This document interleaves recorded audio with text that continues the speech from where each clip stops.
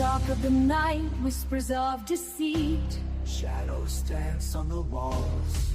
Secrets they repeat. A shadowed figure with eyes full of light. Hiding truths in the shadows where no one dares to pry. Uncover the truth, let the lies come undone. Peel back the layers until the light is shown. Uncover the truth, let the shadows run. Break free from the chains and find the sun. Uncover the truth in the dead of the night, where secrets lie hidden like a whispered bite. Uncover the truth in the dim of the light, where betrayals take root in the heart of the fight. In the rain-soaked...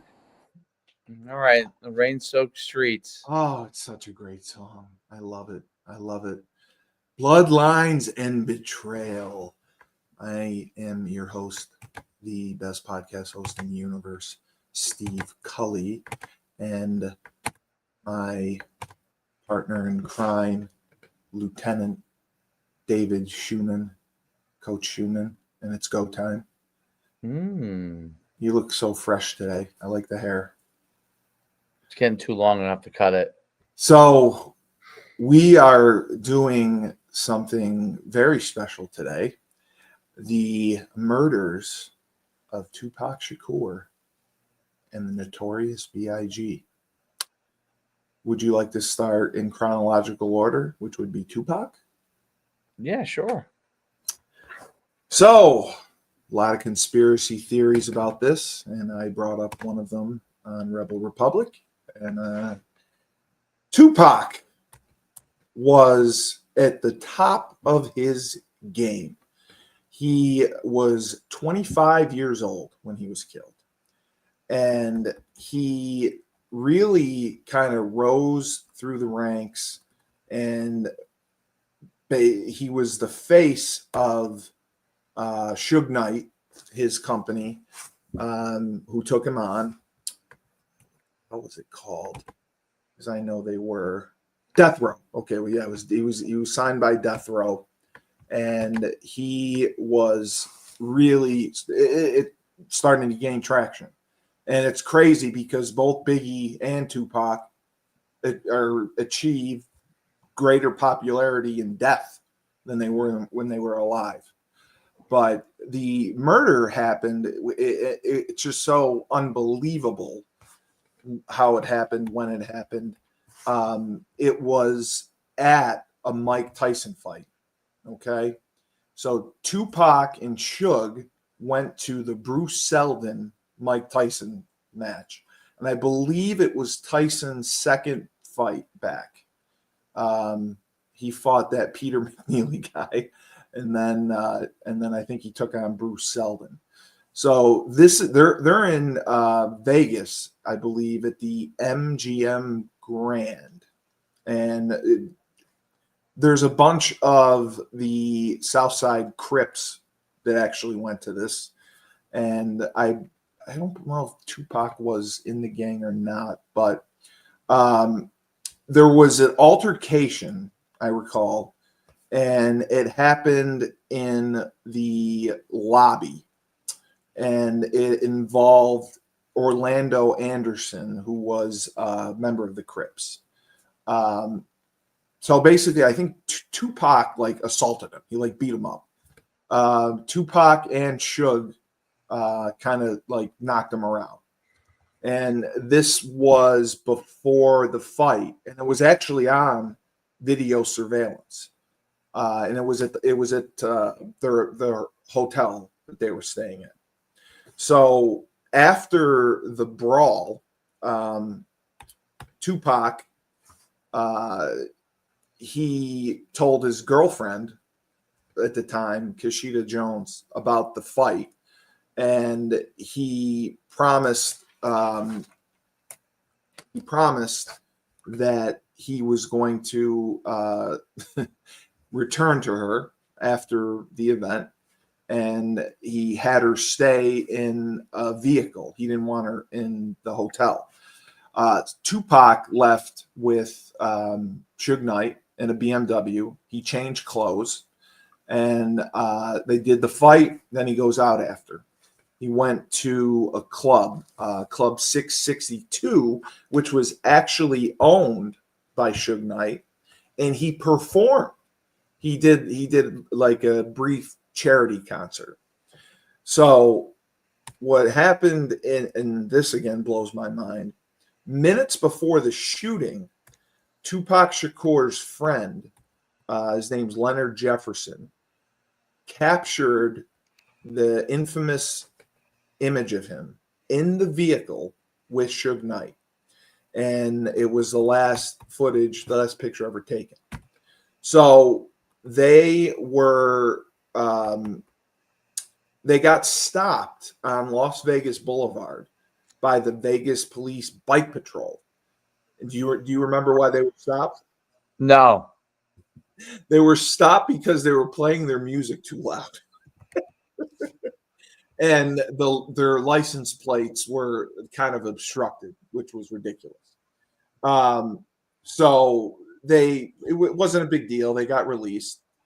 So they ended up stopped at a red light at an intersection in front of the Maxim Hotel.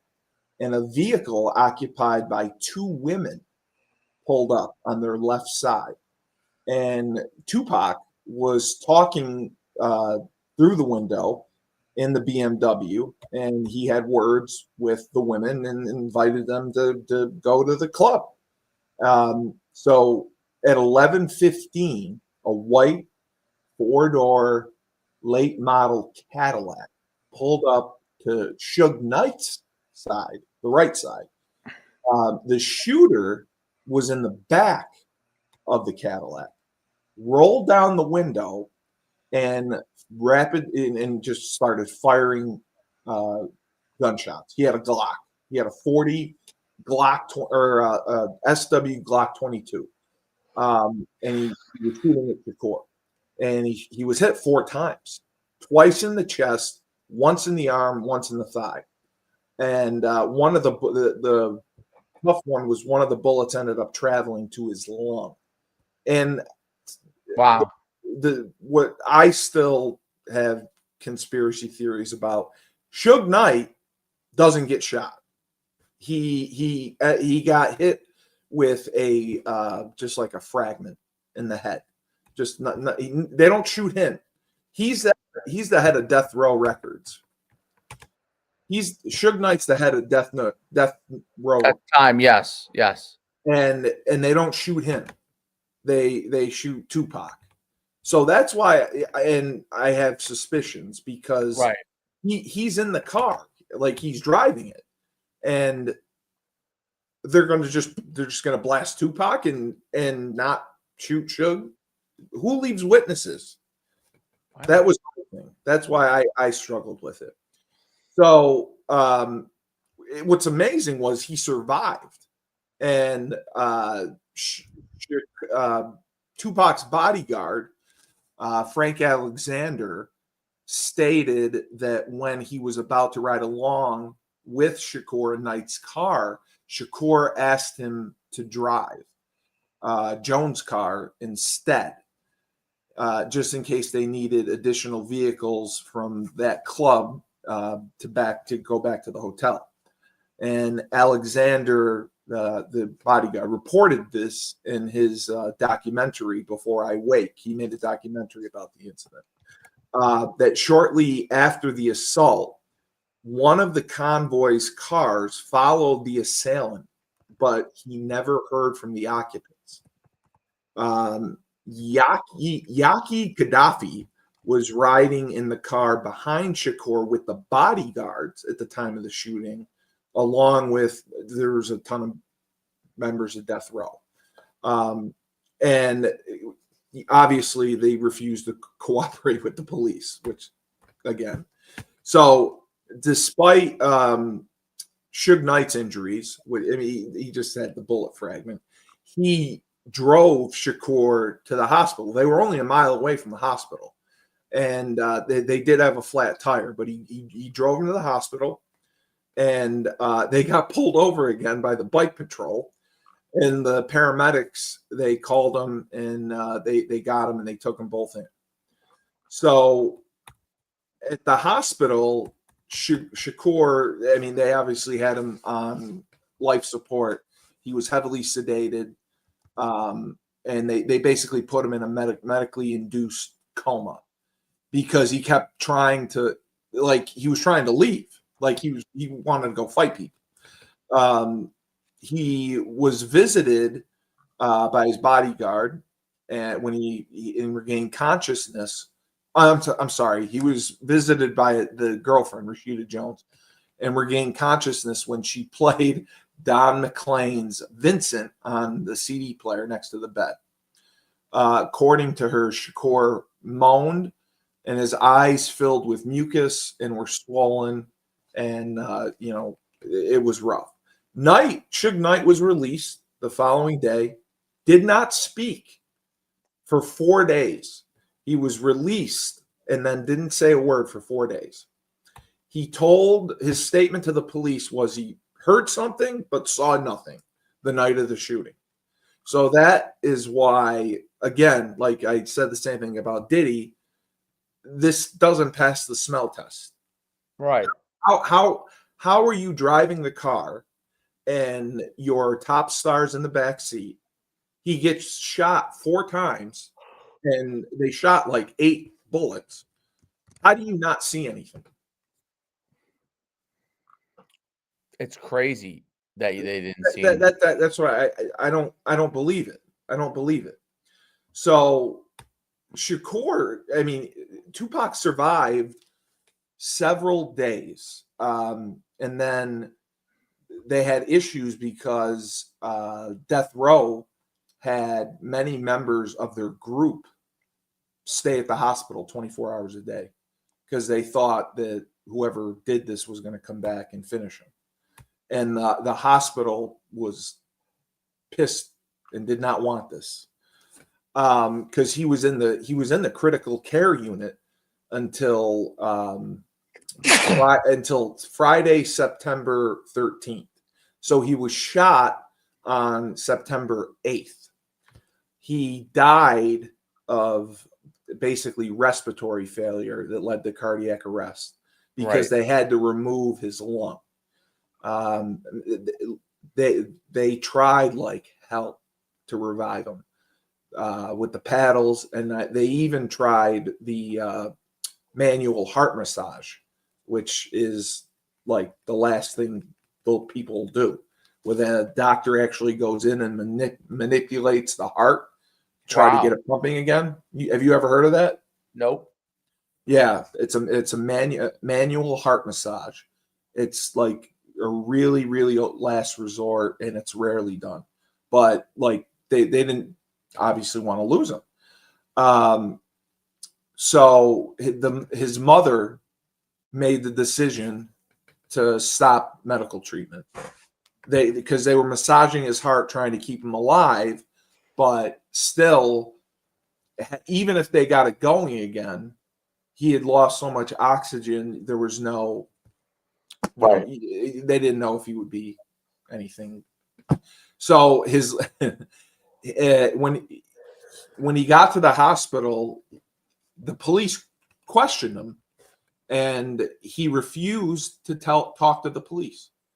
His last words were "fuck you." Really? Yes. And that's documented.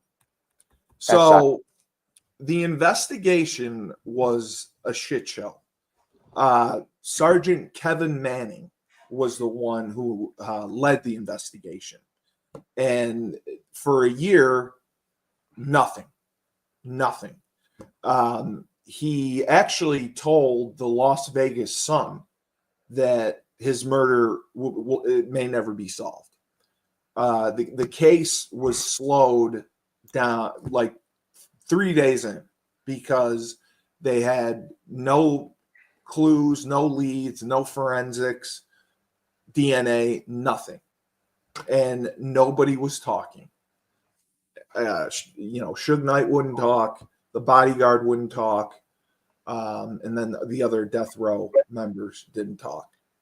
So basically, a lot of people did like investigations on their own. The Los Angeles Times published a 2-part story titled "Who Killed Tupac Shakur." They did a year-long investigation, and they reported the shooting was carried out by a Compton gang called the Southside Crips to avenge the fight that had happened at the hotel before the Tyson fight. Right, I remember that. Yeah. Yeah. So they thought it was revenge for that when he got into the fight with Orlando Anderson. Right. So basically, the Vegas police actually knew of Anderson, considered him a suspect, but they only interviewed him once, and it wasn't recorded. And then 2 years later, Anderson was killed in a gang shooting. Thing. And that murder went unsolved. So this leads into Biggie, because at the time they were rivals. Before they were friends, like they were buddies. And Tupac's originally from New York before he moved out to LA. Correct. And people always think that Tupac was just from the West Coast. West Coast, he was not, absolutely. And from what there were a couple documentaries and people were interviewed, and allegedly Tupac called Biggie and told him that, listen, I'm doing this East Coast, West Coast thing to help us both make money. If we come off as we hate each other and rivals and talk shit, people are going to get riled up, and we're going to sell more records. So it was alleged that the whole thing was like pro wrestling, like they both were acting out. But shortly after Tupac's murder, people thought Biggie was involved. They thought that like he ordered it or something, or Diddy ordered it. So that's what kind of led up to it. But the craziest part about the Tupac's murder, there were a ton of witnesses. There was an entourage. There were 10 automobiles of death row that were they're in a line following Shakur and Suge Knight. Right. So that's why it's so controversial, because Suge Knight's in jail now. Right. Because I think he manslaughter. He had just gotten out of prison when this happened, I believe, too, or it was after. I can't remember. So, and this is what I didn't know. Wow. Okay. So in July 18th, 2023, the Las Vegas Police Department executed a search warrant in connection with Tupac's murder. And the search was conducted at a home in Henderson, Nevada. And it was stated that the search was, to investigate his death. It was later revealed that the home belonged to the wife of Dwayne Keefe D. Davis. Davis was subsequently arrested in connection with Tupac's murder September 29th, 2023. He was held without bail and charged with the murder. I did not know this. Wow. He pled not guilty. So they scheduled his trial to begin in June of 2024. But okay, so he actually because he was in jail so long. On January 9th, 2024, he was granted bail for $750,000 because now everyone gets bail. Right. And he was put on house arrest. They kept pushing the trial back. The trial got delayed again until November 4th of, oh my God, wow. The trial still hasn't happened. So the trial was scheduled for November 4th, 2024. They had a grand jury hearing. A South Side Compton Crips gang affiliate testified that it was DeAndre Smith who was the shooter, not Orlando Anderson. That is what primarily led to the search warrant and the arrest. When Davis passed the firearm to Orlando, Orlando didn't have a clear shot. Big Dre is 6'6". At this time, he's 370. He's 400 pounds. He's big. Wow. And you're not going to be able to lean over a big guy like that and get, I mean, my time knowing things, doing stuff. You're not going to reach over like that because the shells would have been popping all over Big Dre's face and all kind of stuff. He can't bend down or anything. He's too big. So that is why, wow, that is why this happened. So on February 18th, 2025, the trial was delayed again until February 9th, 2026. And that was because Davis switched attorneys. So then on April 9th, 2025, a jury convicted Davis for his role in an unrelated case involving battery by a prisoner. And one count. Didn't Davis admit to being involved or orchestrating it? He did, but not to law enforcement. He admitted to the gang, and I think the gang knew. Now there's also speculation in October 2024. Speculation was that P. Diddy was the one who ordered it.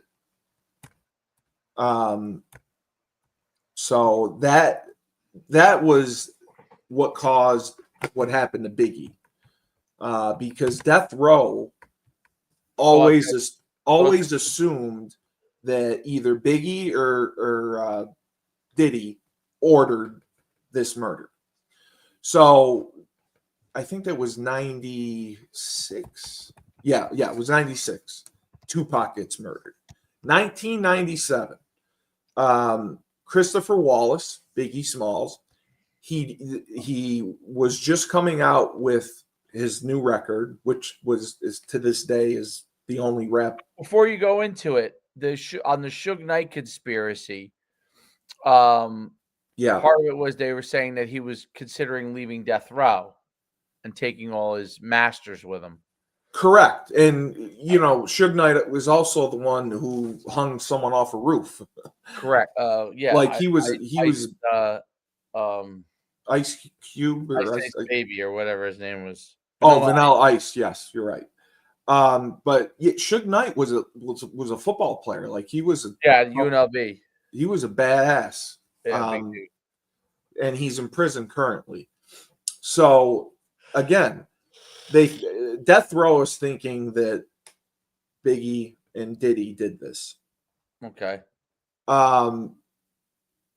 Many people have stated that Tupac and Biggie had talked several times, and this whole East Coast, West Coast feud was orchestrated by both of them. And they were both in on it. Diddy knew about it, and it was to basically get popularity with the people, have them take sides, and increase their record sales. And it was said that Biggie and Tupac loved each other. They were friends. So I don't know. That is always what kind of confused me, because I could see that happening. Like The people I remember around that him time. may not have known. That's the other thing. Right. But I remember that time. I remember how, like, even here in White New Hartford, like people were East Coast, West Coast. Like Right. Of like course. they took it so freaking They seriously. took it serious. Other people they took it They serious. bought in, man. Like it was people were fighting over it. I mean, Yep. there would be people fighting in high school. Yep. Someone's a Tupac fan, someone's a Biggie fan. They fight. So it just wow. But the other thing that caused problems was some of the lyrics, I believe, in Biggie's songs. He said certain things that were like inside to Tupac, kind of insulting him. I can't remember exactly what the song was, but that caused a problem. Then Tupac also insulted him. Like Yes, he did too. Yes, yeah. So hit they him were up going back and or forth. was it on Hit 'em Up? Yeah, yes, that's it. Yes, yes. It was hit him up. Yes. Yes. So he was promoting it was only his second album, The Life After Death. And to me, it's the only rap record that I loved. Like we listened to this religiously in high school. I loved it. I loved it. I love Biggie. Biggie was I great. hate rap. Pac, did you like Pac? No, I didn't like Pac. I was a huge Biggie fan. I thought Huge. Pac was a scumbag. I thought Biggie at least was a good person. I don't know if any of them were, but Biggie, I like Biggie. I liked Pac. I liked Machiavelli. That was a great album. Yes, and what's crazy is Tupac knew, like he always knew he was going to die young, like he would say it, and he had been shot before, so he produced so much extra music, so it would be able to be released after his death over time. I don't know if you remember, but you can't play it. You don't have the license for it. What? You don't have the license for it. They'll pull it off YouTube. Oh. But do you remember that? Like every 5 years, like a new Tupac album would come out, or a new single would come out. Because he had a premonition about his death. So he produced extra music. So Biggie, on March 7th, he went to present an award at the Soul Train Music Awards. He presented an award to Tony Braxton, and he got booed off the fucking stage. Yeah, I remember that. Because I think it was out west. And according to journalist Justin Tinsley, he was scheduled to travel to London the next morning. Instead, on the evening of March 8th, he and the Bad Boy Records entourage attended an after party hosted by Vibe magazine at the Peterson Automotive Museum in Carthery Circle neighborhood, in LA. Other guests were Faith Evans, Queen Latifah, Aaliyah, Chris Tucker, the Wayans brothers, Genuine. So I mean, there's Russell Simmons. So there's big people there, and there were like 1,000 people in attendance. So after the party on March 9th, it was around 12:30. Biggie left with the entourage in two green 1997 Chevy Suburbans. Remember, those were like the popular car back then. Those are Escalades. So they were going to an after party. And prior to leaving, the Los Angeles Fire Department closed that party early because of smoking weed, loud music, and overcrowding. So Biggie traveled in the front passenger seat alongside associates D-Rock, the Junior Mafia, who was obviously bad boy, and the driver was Gregory G. Money Young. Now, this is why I'm suspect. Puffy, P. Diddy, traveled in another vehicle, and he had the Bad Boy Records director of security with him. And there was an off-duty Inglewood police officer who was also in the car with him. So why are you putting your star, who's in LA during an East Coast, West Coast rivalry, you put your star in a Chevy Suburban, you're the head of Bad Boy. This is your cash cow. Wouldn't you do everything to protect him? Wouldn't you put you got an off-duty police officer with you? Wouldn't you have him in the car or driving or something? Yeah. That's what I don't get.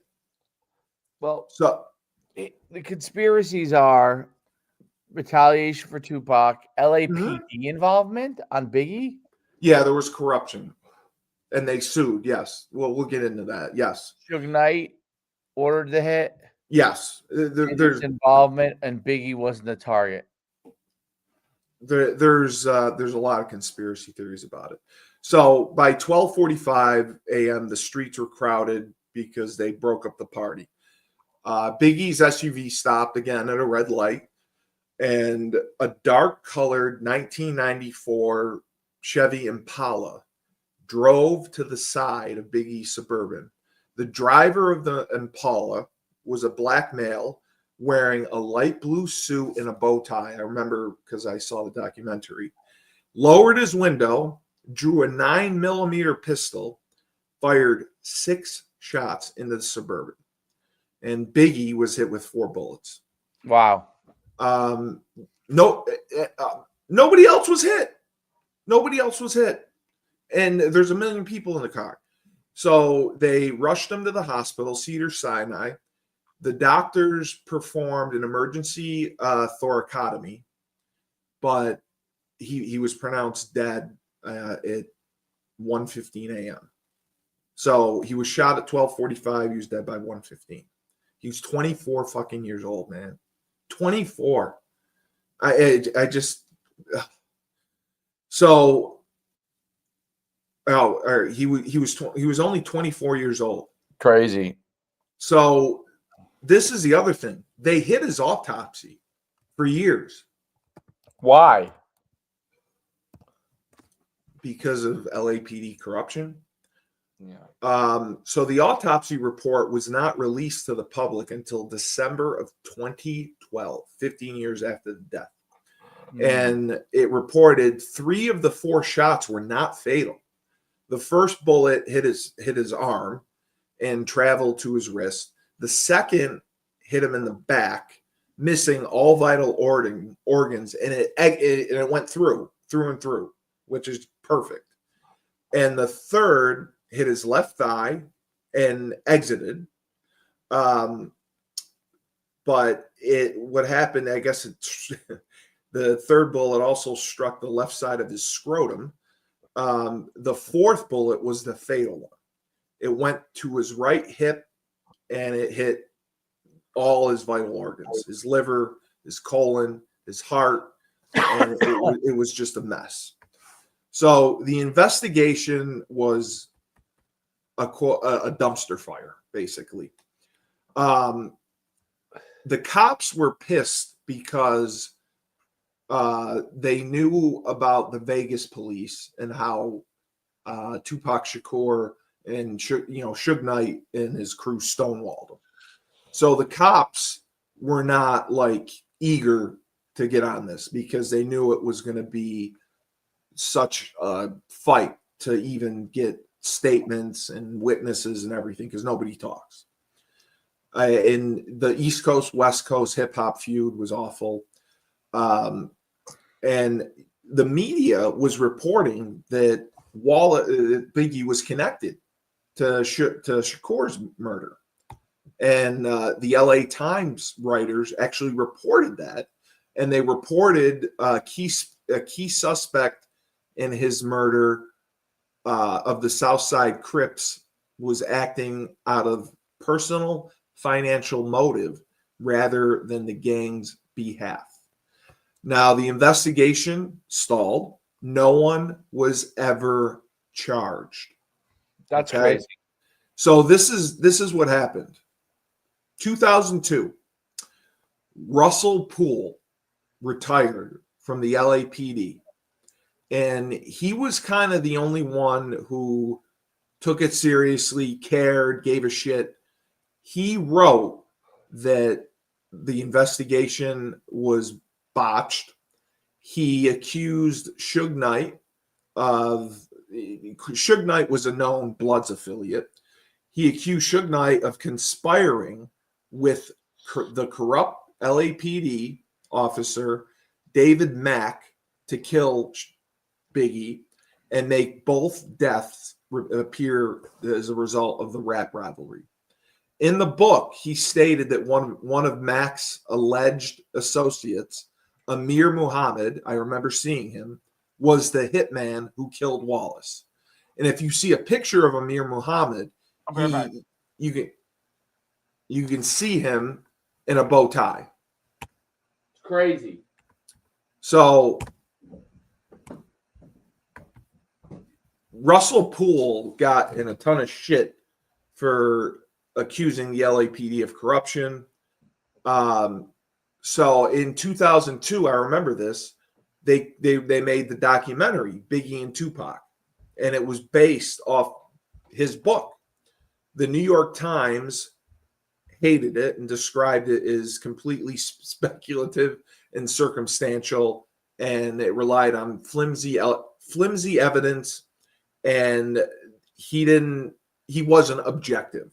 He didn't present any counter evidence or question sources, or the motive that he suggested in the documentary was to decrease suspicion for Shakur's shooting 6 months earlier, and there was no evidence to support it. So in 2005, the Rolling Stone published an article accusing the LAPD of not fully investigating leads concerning death row records based on Russell Poole's evidence. And they claimed P. Diddy failed to fully cooperate with the investigation. And according to Russell Poole, who's the retired cop who wrote the book, encouraged Bad Boy to do the same. So that is why I believe P. Diddy allegedly could have been involved. Because according to Russell Poole, the police officer that retired, his theory was formed on the basis Biggie's family dismissed a $500 million lawsuit against the city of Los Angeles. Sorry, I was gone. Oh, I was saying that I heard it. Nature called. So there was a ton of criminal speculation sprung up about the case with the documentaries, with the book, articles, gangs, crooked cops. I mean, it was just people wanted to sensationalize it more because they made money off of it, and they did a film, City of Lies. It was produced based on Russell Poole's investigation, and Johnny Depp played Russell Poole. So it was just ridiculous. My question is, why was LAPD corrupt on the Biggie one? Because they heard about because they heard about the Vegas investigation into Tupac's murder and how difficult death row was. Nobody cooperated. They couldn't get any statements. nobody saw anything. So they were like, fuck this. Like, we're not putting resources. We're not wasting time, trying to investigate this when no one's going to cooperate. So they did very little. Like, the case file was barely anything. The only guy who really, like I said, gave a shit and investigated was this Russell Poole. And then when he retired, he wrote a book detailing about the police corruption and how they didn't do shit. And he fully believes that the police conspired to be part of this. So why? Because one of the officers had a connection to Tupac, and they wanted to make it look like Tupac's murder or Biggie's murder was in retaliation to Tupac, to take suspicion away from the police and their affiliation with the gang. And I think their affiliation with the gang, they had a couple CIs that were Bloods that they were trying to protect. So that's why the name to get out, right? Yeah. So what happened was the paper ran a photo of Amir Muhammad. That's who Russell Poole thought did the shooting. Amir Muhammad was a mortgage broker. And when they questioned him, he did not he was unconnected to the murder. He appeared to match the details of the gunman, but nothing else. Like he had an alibi. They couldn't find anything that connected him to the murder. Wow. And from everything else, all it looked like was he was a mortgage broker leading a normal life. So Muhammad, he actually comes in on his own because he sees his name in the paper as a suspect or a person of interest. And he's like, what the fuck? He's like, I've never heard this before. So he actually came in himself and he answered all the questions. And he was very cordial, and he was furious. He says, I'm a mortgage broker, not a murderer.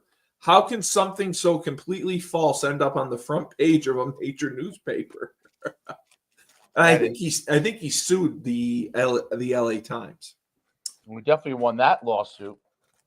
So a later story in 2005 by Chuck Phillips alleged that an informant for Russell Poole and his theory, Psycho Mike, who was a schizophrenic with admitted memory lapses, confessed to hearsay. And that kind of demolished Russell Poole's theory of the murder. But Russell Poole was the only one who kind of investigated, and there definitely was police. They botched the investigation or didn't investigate. There were so many books, there were movies, and it was just a disaster. So it was 2006. They reopened the case because the Biggie's family brought that lawsuit. So retired LAPD detective Greg Kading, he worked for 3 years on a gang task force that included Biggie's case, alleged that the rapper was shot by Poochie Foose, a mob Piru gang member, an associate of Suge Knight. And he died on July 24th, 2003, after being shot in the back while riding his motorcycle in Compton.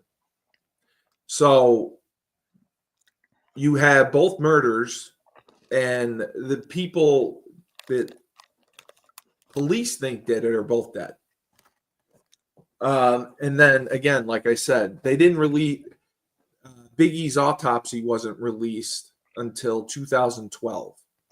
They released it to try to generate new leads, and the case is actually still open. And then, unfortunately, I didn't even know this. February 21st, Biggie's mother died. Oh, wow. Recently? Yeah, February 21st. And they never solved it. Yeah, and she was the only one. Like, she played a prominent role in the effort to get justice for her son. Oh, man. And she sued the city of Los Angeles for wrongful death claims, and about Mac having a role in Wallace's death. So the wrongful death claim against the city of L.A. was based on the evidence by that Russell Poole. The case was presented to the jury in 2005. So how about this? One of the key witnesses, who was expected to testify, revealed that he suffered memory lapses. This is the schizophrenic guy, from psychiatric medication. He had previously testified to knowledge of involvement between Knight, Mac, and Muhammad, but later said Biggie's attorneys had altered his declarations, basically his affidavit, to include words that he never said. But he took the full blame for the false declaration. So several days into the trial, Biggie's attorneys disclosed to the court, and the prosecution, or the opposing counsel, was a civil trial, sorry, that he received a telephone call from someone claiming to be an LAPD officer who provided detailed information about the existence of evidence concerning Biggie's murder. And then the court directed the city to conduct a thorough investigation, which uncovered previously undisclosed evidence, much of which was in the desk of Detective Stephen Katz, who was the lead detective on the murder case.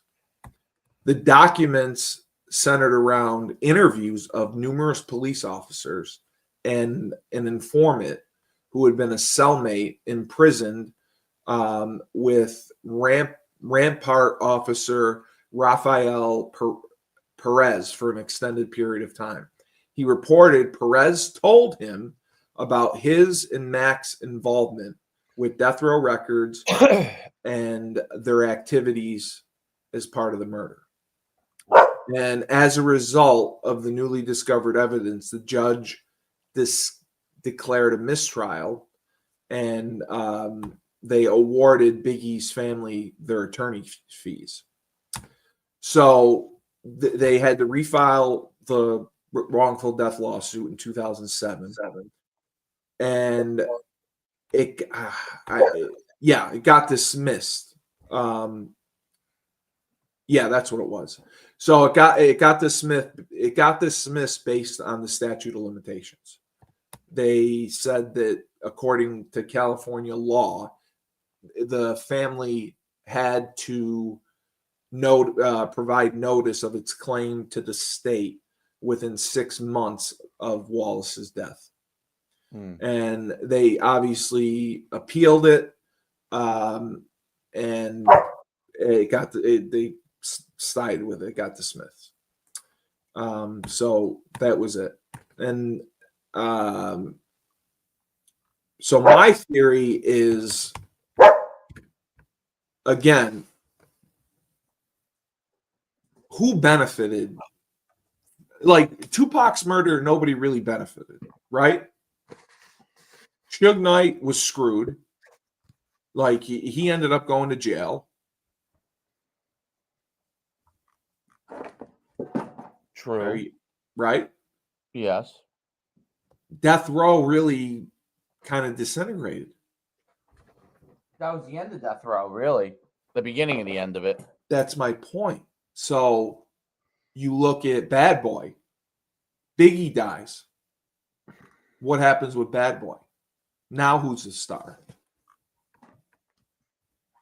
Well, you had said that your conspiracy theory on this was that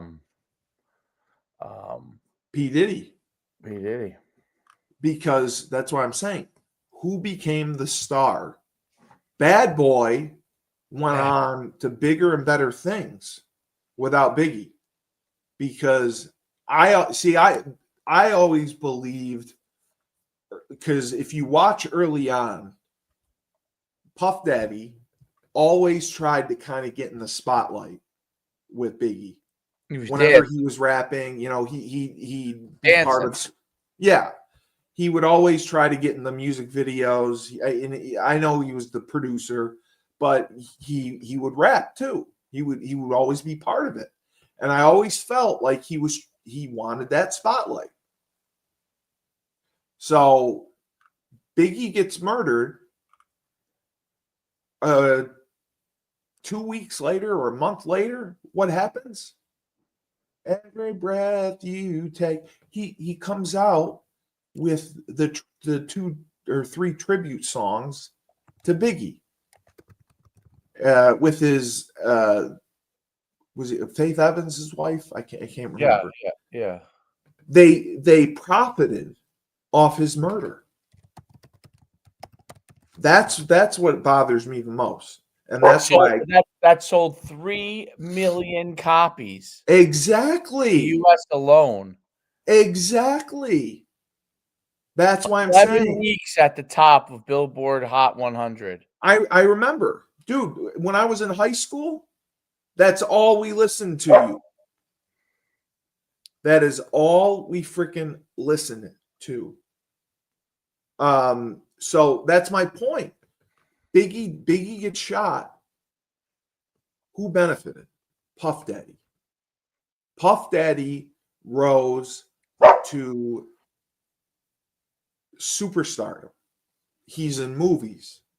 He's the head of Bad Boy. He's making star after star after star. And then, you know, obviously his ego takes over and he is an abuser. But he becomes wealthy. He becomes he star. was wealthy already. He becomes a mega yeah, star. yeah, but not like he became. Like you just said, Biggie dies 2 weeks later. It's almost like he had that record. He had that song prepared. How do you release it so fast? How can you do that? Are you that good of a songwriter that, you know, like if Dave Schumann died, could I write a song honoring him in 2 weeks and then release it? Well, here's what's interesting. So, I think he had it prepared. Well, listen, this is interesting.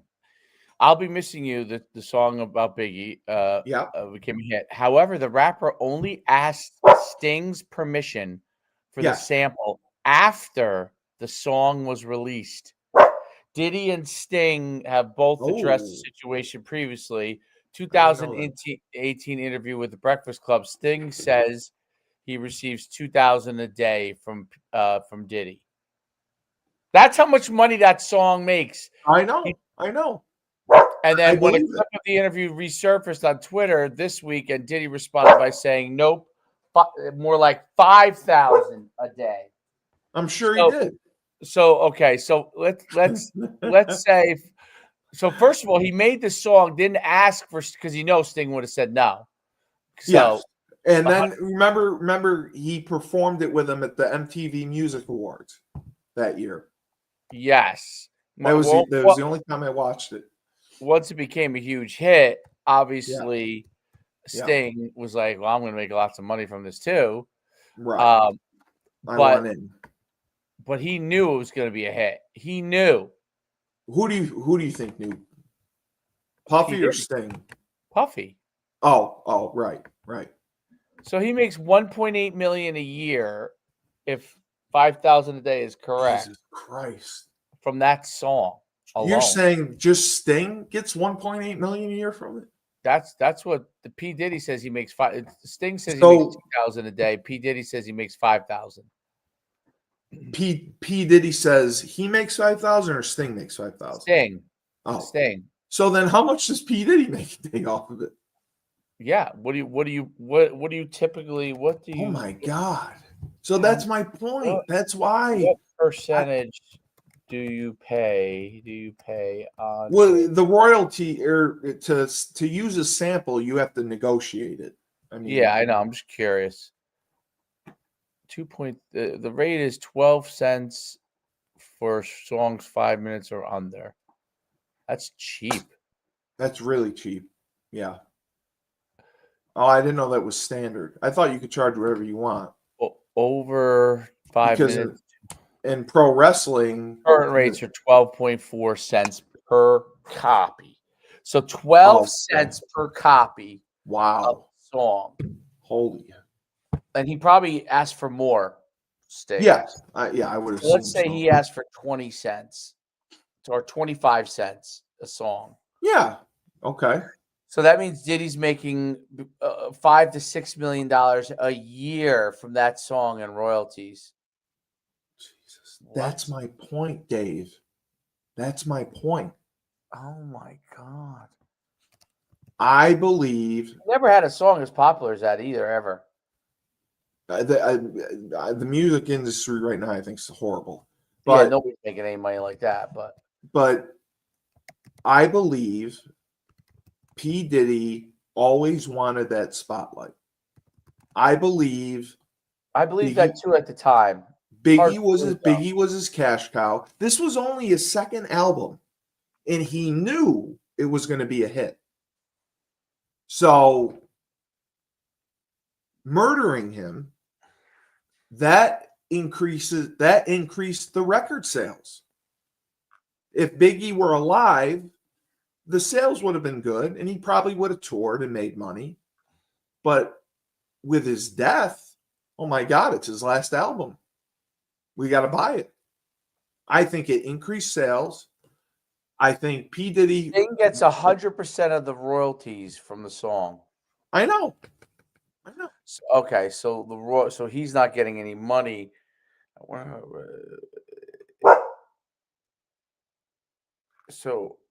But he made a shit ton of money off of it. So how much did he make? Okay. So how is that's almost no. I fully believe he wrote the song before the murder. So he gave him 100% of the royalties. I thought 100% of the royalties went to the family. That's why it was released. And then I thought that the money went to his mother. Every Breath You Take has made around $100 million in its lifetime. Yes, I believe that. I believe that. That's my point. That is my exact point. Kill my dog. I think P. Diddy orchestrated the whole thing. I think he knew Biggie was going to blow. He knew Biggie was going to blow up, and then he wanted that spotlight, so he orchestrated the murder. Okay, good. So this is honestly what I think. Okay, Diddy wanted the spotlight. He knew Biggie was going to blow up, but he knew that in his murder, he was going to make more money. So he orchestrates the murder, knocks off Biggie. Every Breath You Take was written probably a month in advance.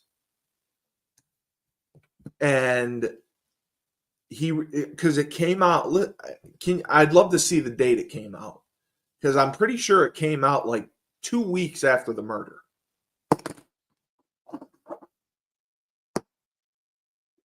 If it says the day, it was released in March of '97. I know. Let me figure that out. I'm pretty sure it was March of '97 when it was released.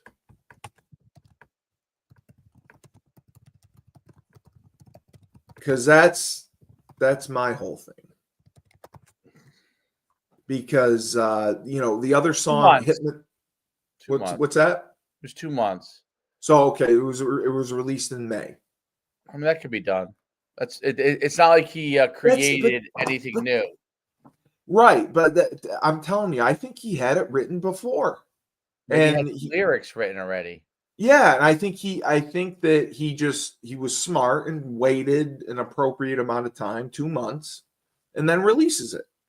Great. So you think he killed him? Yes.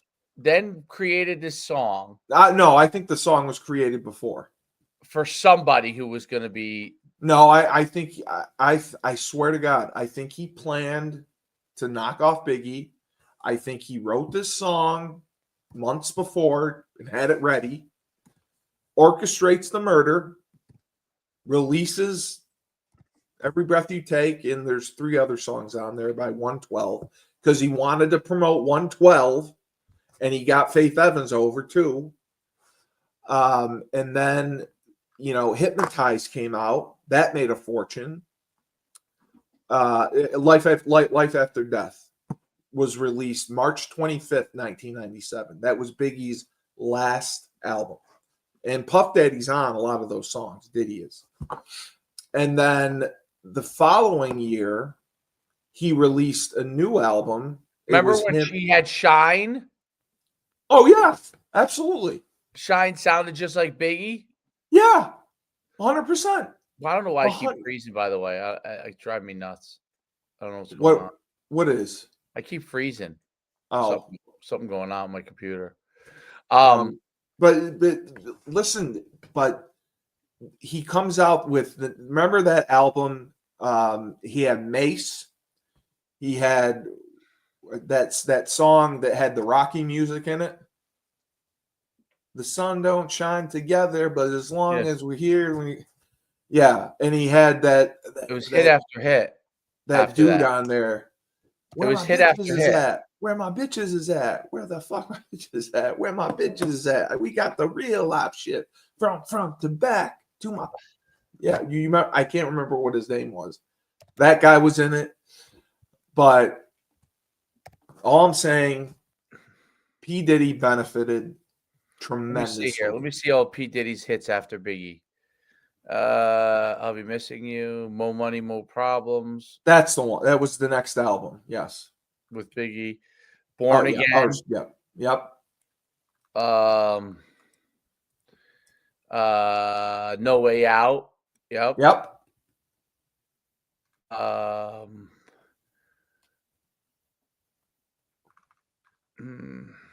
But more importantly, Bad Boy became unstoppable. Bad Boy. Yeah, Bad Boy. Bad Boy produced star after star after star. The one thing I always noticed was like the song hit him up when Pop yes. That, right? He went right at Biggie. Yes. But again, I've heard it several times that they both were Can't in nobody on this. hold me down. Yep. Remember that one? Yeah. But I'm telling you, they both were in on this. Several people have said that they created. Yeah. Mace never ended up being much other than that one album. But no, I wonder if Mace had anything to say about it. Nobody did. But it's been said by so many people that Biggie and Pac orchestrated the entire feud. It was to make more money. And they created it, and it wasn't like real. They didn't hate each other. They were friends. They loved each other. They orchestrated it to make money. And what happened was people took it for real, like seriously. And that's why there was violence. I mean, at our white New Hartford school, there were cliques. What East Coast at freaking New Hartford. So that's why Tupac was the Life After Death album after Biggie was killed. Yes, and that was a hit. That was Biggie. Oh yes. Life that's what they were promoting before Biggie was killed. Biggie was killed on March 8th. Life After Death was released March 25th. And then he produced Puff Daddy and the Family. Yes. Which was a bunch of songs that Biggie was on too. Yes. Yes. He used Victory, Been in the World. Victory's the one I loved. Yeah, Been Around the World. Yep. That's the one. That's the one that had Mace on it too. It's All About the Benjamins. Yep. So that's why I'll saying, be missing you. Can't nobody hold me down. Yes. All right. Yeah. That's why I'm saying, Dave. A lot of hits. How do you not suspect P. Diddy? He would never have blown up like this if Biggie were alive. Biggie was bigger than him. Biggie could have left him. Bad Boy would have fallen apart. And I know they were buddies, but nothing lasts forever, right? I agree with that. Nothing does last forever. I do think in business, especially in the record industry, where it's so people leave all the time. Yep, they don't like it when you leave. Yeah, people get mad because that's money walks out the door, and they don't want anyone to get bigger than the company. And Biggie was bigger than Bad Boy. Ooh, then 98, the Locks, Money, Power, Respect. Yeah, absolutely. He was on fire after that. He became a star. He performed the first song at the 1997 MTV Music Awards. He came out with Sting and did Every Breath You Take. They did a duet. And he's fucking in the white suit dancing and shit. And that music video. Then in 99, he came out with another Biggie album, Born Again. He had his whole catalog. He had he had everything he had done. Exactly. That's my point. He didn't need him. And he made more money with him dead than he would have alive. And so Biggie was churning out songs. Right. And now he had his catalog. Right. And now he was basically, all he had to do was produce the music with his lyrics. Correct. And then that's why he always has all these guests on it to make it a more produced song. Correct. And then in 2000, 2000, Shine came out. Yep. He was on fire. He had Black Rob. And then 2001, he had Dream. Remember the Girls? I sure do. That was a great song. They had one song, but that song must have sold 1 million. But he also had Lil' Kim. Lil' Kim was awesome. Lil' Kim. He had J-Lo. He did a lot of J-Lo stuff. Yeah. Then P. Diddy and the Bad Boy Family. Yep. Another album. But that's my point. He was still able to release Biggie's music because he had his catalog, and then he can release his own. So he's double dipping. He's making money off of dead Biggie's music, and then he in turn steps in this. He always wanted that spotlight. And Mary J. Blige, he did all her shit. Yeah, he always wanted that spotlight. So he jumps in and takes the spotlight. Now he's the face of Bad Boy and the rapper in the spotlight. And Biggie's out of the way. Tupac's out of the way. Who's left? DMX came along. So that is why I fully believe, and I know P. Diddy had a movie made about Biggie, which I saw in the theater. I fully believe that he allegedly had something to do with it, or orchestrated it. Are you with me on that or no? I'm not sure, but I think it's possibly plausible. It's plausible. Listen. There's no evidence. It's pure speculation. But I don't think he did it. I think no, he didn't do it. I think he ordered it. Yeah. I think he paid someone to do it. Because I always look at it. I'm a true crime guy. I always look at it if there's a murder, who benefits most from it? I do too. Who is going to benefit most? Puff Daddy benefited 10 times over, 100 times over from Biggie and Tupac being knocked off. I could have orchestrated Biggie's. He could have orchestrated Tupac's too. But Tupac's, I think that's what what's the name believes. Tupac's, I'm more suspicious about because how do you not shoot Suge Knight? That's what's most suspicious to me. You know, Suge Knight was the asshole. I mean, he was the one in prison. He was the one who had enemies. You shoot Tupac, and I know Tupac wasn't the best person, but you fire 4 shots to Tupac, and you don't shoot Suge. You just drive away. Well, that doesn't pass the smell test. No, I have to go pick up my son from school. Okay. All right. So great pod though. It was. I wish I could keep going. So just remember, without me. No. I think we beat the dead horse, but I think in conclusion, I think yes. There's I'm not totally wrong. Some level of I believe there's some level of conspiracy.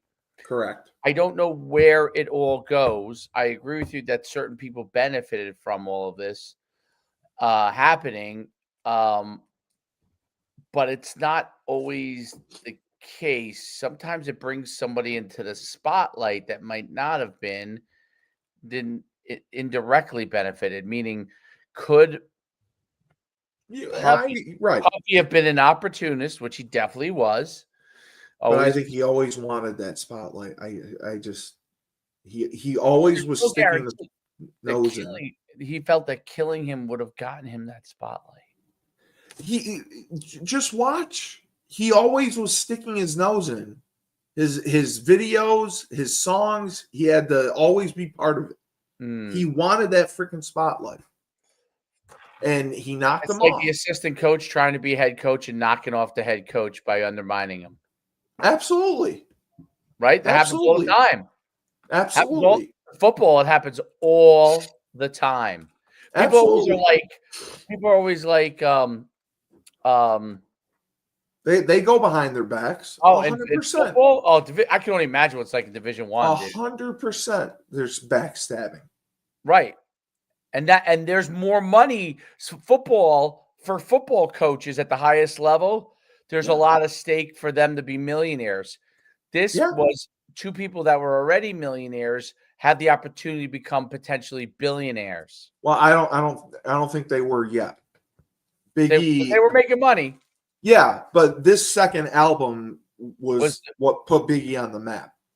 The first album was good, but that second album was a hit. Yeah, so that's a great point. So this is essentially he killed him before the second album. Knocking off undermining the head coach and getting the head coaching job. By default. Which happens sometimes. Well, I mean, it'd be like the head coach getting fired and the athletic director taking over. It's happened to me in business. I'll give you a great story. Quick story. Boy. Oh, yeah, it's happened to me many times. But I can give you just one of the stories. I had 3 training facilities at one point. Yes, you told me that. One of the training facilities, I had a guy that I put in charge of it. Within 6 months of having him in charge of it, he turned around, went to the management and of the facility and said, "I'll make it my own company and split the money with you guys instead of paying rent." And what? Me out. Yeah. They agreed not the building. They didn't. They agreed to not renew my lease. Oh my God! He took it over. He still has a training facility from this day, from the benefit of of couldn't you have sued him? And he undermined me. Yeah. Yeah. You should have sued him. Could you have Well, sued him well, civilly? it would have been difficult because the owners said that they decided to not lease with my company and then lease with him individually. Right. So, but yeah, I could have. It would have been. It probably wouldn't have got. You probably wouldn't have been got worth anything. The money you would have got out of it. But okay, so that's a good example. That's a good example. He essentially took me out. But that's exactly why I think P. Diddy did. And this is much higher stakes, dude. A lot higher stakes. Yeah, he wanted that spotlight. He had the catalog. This guy. Here's what's funny: the guy who did that to me was that kind of a guy. By the way, he was a star trainer for me. Me and him were very close, and I liked him a ton. That's the problem. You trusted him. Yep. I liked him a ton. He was very good at what he did. He had a great personality. Right. And that's a problem. I hate to say it, but you really can't trust anyone in this world. By the way, because anyone can backstab. I saw him years later, I saw him. I was at a bar. Oh my God, you did? Yeah. And he came over to me. He came over to me. I said, I can't fuck with you. And was he trying to be buddy with you? Yeah. Oh my God. Oh my God. Like nothing happened? Like nothing happened. Oh my God. I almost got a fight. You would have punched him. Yeah. Oh my God. I was like, I really, and he had a couple of his gym cronies there. I said, I'll fuck all you guys up. I know you would. But he knows that's true because he played basketball Division III and Division III basketball player, and I used to play him 1-on-1. And guess who won? You did. You're damn right. And guess how much organized basketball I played? Zero. Zero. But because I'm a sick basketball player, but I played sick relative to Division III. Not like I couldn't play at UConn. I'm not that. No. But again, I would have been a good high school basketball player. But P. Diddy he wanted the spotlight. He knocked him off. He had the catalog. That's the thing that I do believe that I feel like that happens every day in business all the time. Yes, it does. Dave, if you're right, this was no different than a business transaction to him. Nope. It's just a business transaction, right? Yep. It's just business. It's just business, right? And another person. And what makes me think about it even more when you see all the allegations that Cassidy had on him, and obviously temper and the things that he did, the things he did, and the manipulation schemes that he did, and the level of and all the NDAs he's had people sign. Yep, like he was ahead of the game on everything, and manipulated all master manipulator. Master manipulator, the master. Like in the levels of narcissism, he's above narcissism. He is actually sociopath. I thought he was a sociopath. I really did. Well, you see it now. Like he's sociopath in the sense that he was. Well, you think he doesn't care and he thinks he can do anything. He can do anything, and he keeps his hands out of it, meaning he doesn't have his gloves on it. His own gloves aren't on it. Right. Except everybody else is doing the work. Everybody else is doing it all for him. You're right. He was having other people fuck girls in front of him. That's what he liked. He didn't actually do it. He had other people do it. Just like remember the remember the show he had on MTV where he made the guy go cross? Yeah. The Making the Band, where he was a dick and he'd send someone to get a donut. Hurry up. Go get me a donut. Like, you can't tell me that when somebody's that's you know ego. What I'm saying? Oh, yeah, that is pure narcissism. like at the highest level of it, like as bad on the spectrum where it's the worst it possibly could be. He's at the and someone, a regular narcissist just does what they want to do and doesn't think about maybe people's feelings. Yeah, they don't have empathy, sympathy. They don't have empathy. He's at the far other end where he's literally manipulating the situation in every capacity. And he sees all the angles. Sees it all, plotting and planning. Scheming, yes. Almost that he knows himself so well that he's such a narcissist, such a dirtbag, that he is going to leverage the fact that he has those skill sets. Dude, he was pissed he didn't get bail when he first got charged. He's like, how am I? I'm P. Diddy. How are you not giving me bail? And they're like, dude, this is a federal RICO case. You're not getting bail. And then he beats all the charges except one, and he thinks he's going to get bail before sentencing. Nope, you're actually convicted now. You're not getting bail, and his sentence is only going to be a few months, and he's going to get time served. Right. Credit for that. So it's just unbelievable. He gets away with it. He got away with it. And I can't remember if they showed the video or not, or they said the video was too prejudicial. But anyway, I think that, again, he wanted the spotlight. He did it, orchestrated it. He had the catalog so he could release Biggie's music. He stepped in, became the star, released his own music, double dipped, made a fortune, built an empire, and tormented women. Crazy. Yeah. All right, I gotta go. Are you practicing today? Yeah. Oh, great. Is it going to be on Huddle? No. All right. Well, when life gives you lemons, don't make lemonade. Take 2 oranges and throw them back at P. Diddy.